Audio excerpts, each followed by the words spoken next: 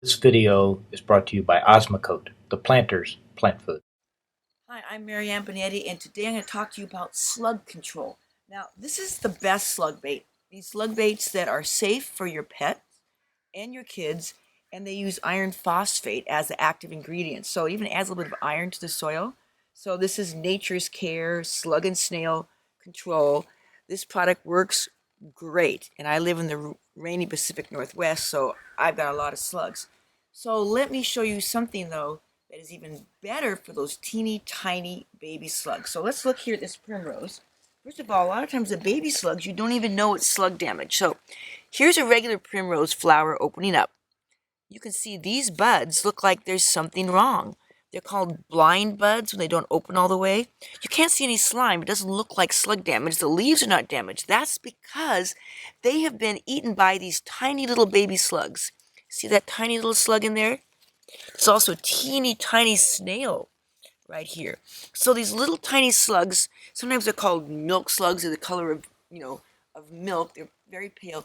They don't eat the slug bait. So instead, I use ammonia and water.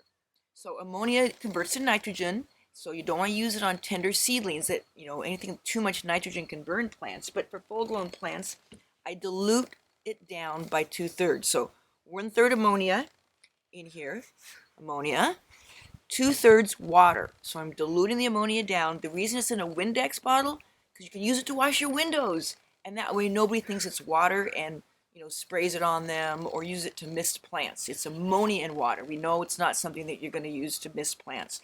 But you can use it on full-grown plants and watch what happens. Look down here, you can see this little slug. And when I go ahead and spray him with the ammonia water and the snail, it basically kind of skins them alive.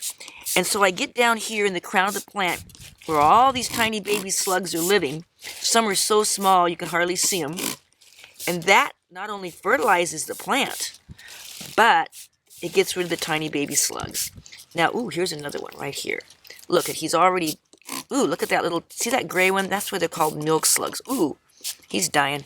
Okay, don't worry, they die quickly. They don't feel a thing. So now I have the tiny baby slugs controlled.